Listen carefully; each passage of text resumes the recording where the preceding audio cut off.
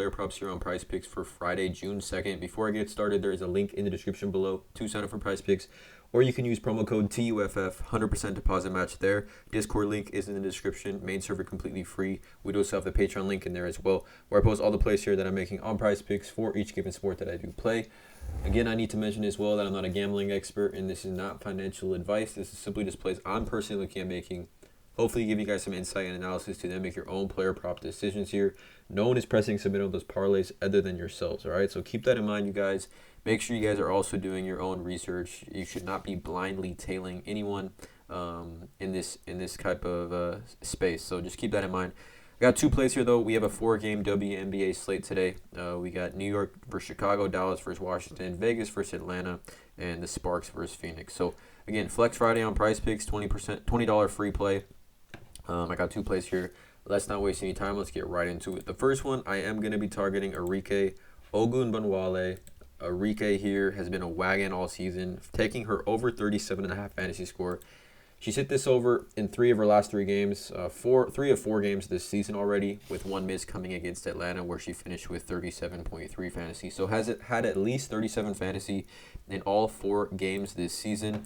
But let's get into why I kind of like this play here. So we take a look here at this game, at this spread. It does have the second highest spread on the day at over under at 167. And Washington is 7.5 point favorites. Dallas is 3-1, though Washington 2-2. This should be a close game in my opinion. I mean, 7.5 for a WNBA game. Anything can happen in my opinion, but this should be a close game here. And we take a look at Enrique. Right, she's been seeing insane amount of minutes, 39, 39, 36, and 38 minutes per game for Enrique. She actually leads, I believe, the WNBA in usage as well.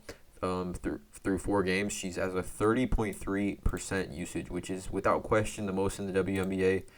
She also has played the most minutes in the WNBA. So when you're targeting fantasy scores, if a player has the highest usage and plays the most minutes, that's already a great starting point in my opinion.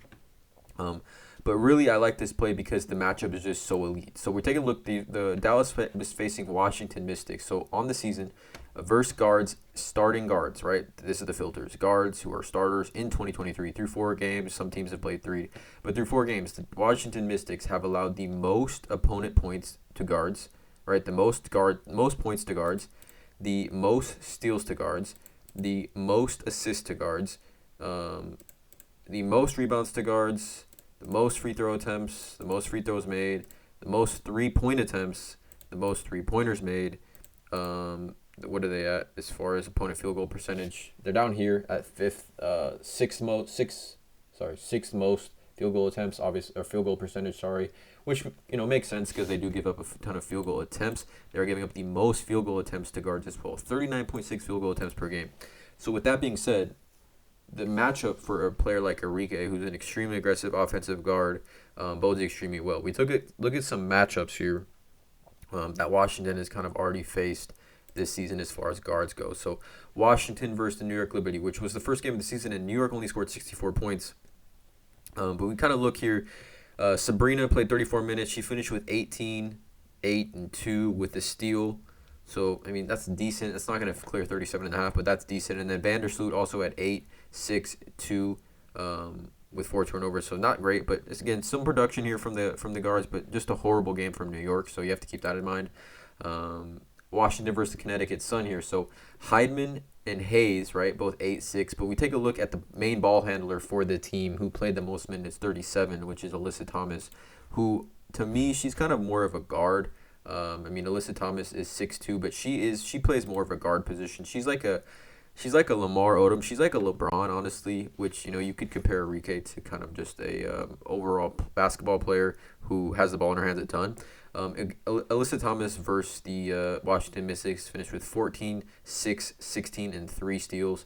And then in that another matchup versus Connecticut, we saw both guards for Connecticut. Another matchup versus Washington, we saw both guards finish with 13, 8, and 3, 13, 2, 1, and 3. And then Alyssa Thomas again, 22, 5, and 10. So very close to a very, very productive day for Alyssa Thomas.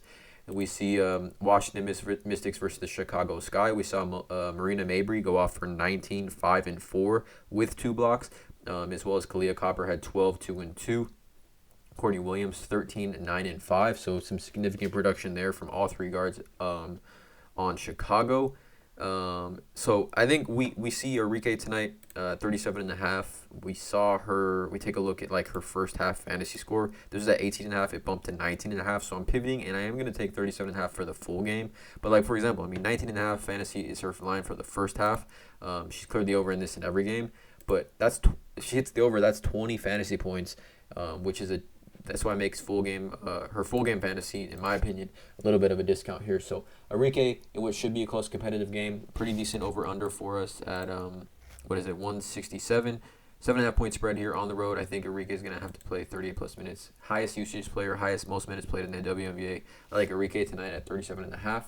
Just an elite matchup. The second play is going to be a WNBA first half prop. It's going to be a fantasy score, and we are going to look at Candace Parker over 12.5. Now, to me, just a little bit too low for all the things Candace Parker does defensively, right? She has a chance to get one steal and one block easily in the first half.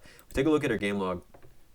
Through 4 games, she's hit this in 3 of 4, with 1 missed coming with 12.3 fantasy. She's had 24, 17, and 14.2 in her 3 overs this season with the Las Vegas Aces. Now, she's only playing, what is she playing? She's playing like 13.1 minutes per game in the first half through 4 games. So it's not a ton of minutes, but I mean 13.1. We know historically Candace Parker is like probably well over a 1 point fantasy points per minute player.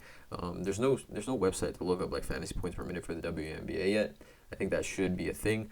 We're looking at Candace Parker. She's playing 13.1 minutes in the first half, which is enough minutes in my opinion for Candace Parker to clear this line. Again, she's had at least 12 fantasy points in every single game in the first half this season. 1 miss coming with 12.3.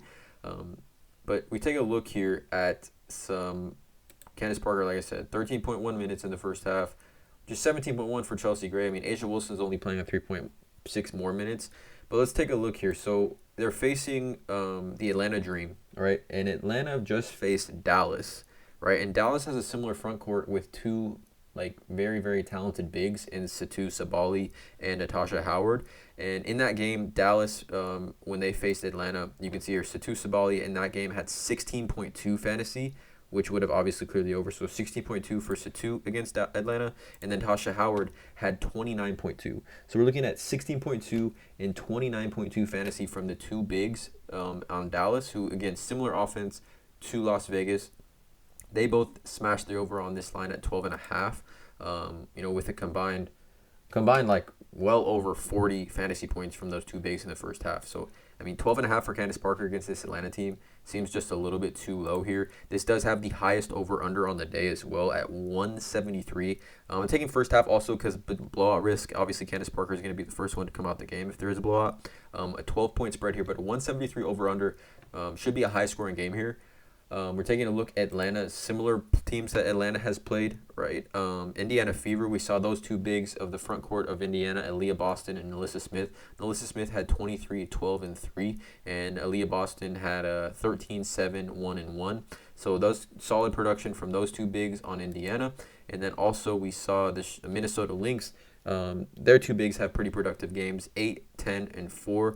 From Jessica Shepard, and then Nafisa Collier had 25, 2, and 1 versus Atlanta this season. And Atlanta does run a kind of bigger lineup with Alicia Gray as the 3, and then Nia Coffey and Cheyenne Parker are both 2 big. So it's going to be much needed usage from Candace Parker in that first half. If she plays 13 minutes in that first half, I think this should be enough time here to clear the over on this. So these are the 2 plays here for this YouTube video. WNBA on PrizePicks Friday, June 2nd. Let me know in the comments below how you guys feel about these 2. Enrique over 37.5 fantasy, Candace Parker over 12.5 fantasy in the first half. Drop a like, hit the subscribe button, and as always, let's cash.